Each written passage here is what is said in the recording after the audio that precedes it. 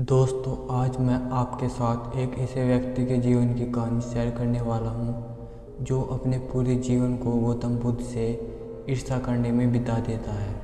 दोस्तों, वह व्यक्ति बुद्ध का भिक्षु भी बना और रिश्ते में वह बुद्ध का चचेरा भाई भी था और उसने बुद्ध के साथ ज़्यादा समय भी बिताया था, लेकिन फिर भी उसका जीवन रूपांतरित नहीं हुआ। जानते हो क्यों? क्योंकि उसने अपने भीतर कड़वाहट के बीज बोकर रखे हुए थे और उस व्यक्ति का नाम था देवदत्त। दोस्तों, देवदत्त ने बुद्ध को मारने की बहुत बार कोशिश की, लेकिन वह हर बार असफल रहा। एक बार देवदत्त यह सोचता है कि वह राजा अजत शत्रु की सेना को लेकर बुद्ध को और उनके सभी भिक्षाओं को समाप्त कर देगा। देवदत्त राजा के पास जाता है और उनसे कहता है कि राजन, आप मुझे अपनी सेना दीजिए और मैं आपकी सेना की मदद से उस बुद्ध और उसके संग समाप्त कर दूंगा। लेकिन इस बार भी देवदत्त असफल हो जाता है, क्योंकि अब तक राजा अजातशत्रु भी गौतम बुद्ध का भक्त बन चुका था। राजा देवदत्त से कहता है कि बुद्ध को मारना तो दूर की बात है, अगर उनको छोटी सी खरोच भी आई तो मुझसे बुरा कोई नहीं होगा। मैं चाहूँ तो अभी तुम्हें मृत्यु दंड दे सकता हूँ, लेकिन जाओ, मैं तुम्हें छोड़ देता हूँ, क्योंकि अब मैं बुद्ध का भक्त हूँ, इसलिए बेवजह की हिंसा मुझे शोभा नहीं देती है।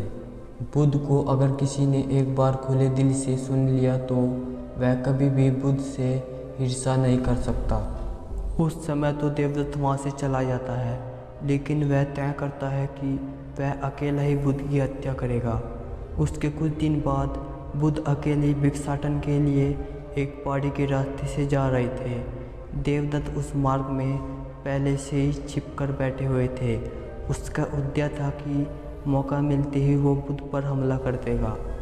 पर जब बुद्ध देवदत्त के निकट जाते हैं तो देवदत्त एक वृक्ष के पीछे छिप जाता है, क्योंकि इतनी हिम्मत बुद्ध के शत्रुओं में भी नहीं थी कि वे बुद्ध पर सामने से वार कर सके।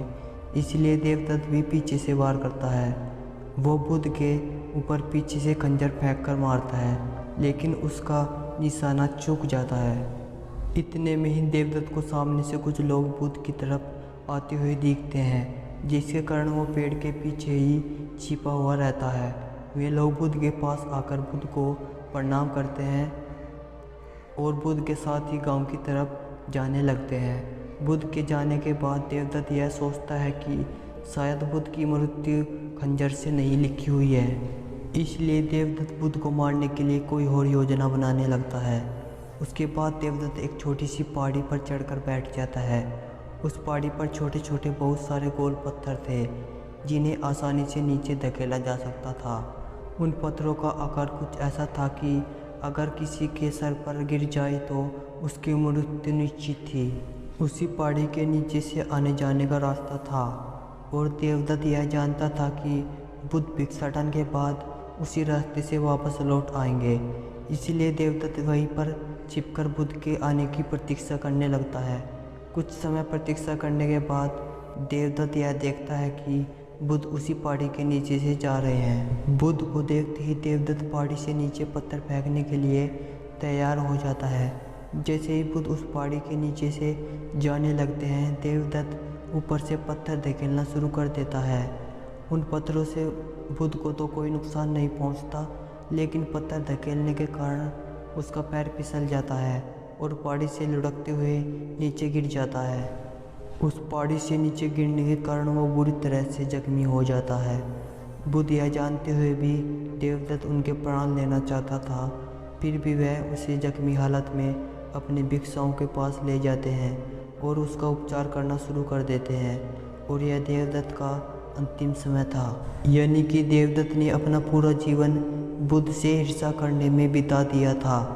देवदत्त अब होश में था और अपनी अंतिम सांसें गिन रहा था। उसकी आंखों के सामने से उसका पूरा जीवन गुजर रहा था, लेकिन इस बार उसकी आंखों में पछताव के आंसू और उसे अपनी गलती का एहसास हो रहा था। उसे अब यह बात समझ में आ रही थी कि जिसके वह प्राण लेना चाहता था वही उसके प्राण बचाने के प्रयास में लगा हुआ है। देवदत्त की आंखों से अब बहुत आंसू निकल रहे थे और वो अब बुद्ध की तरफ देख रहा था। बुद्ध उसके शरीर पर लेप लगा रहे थे।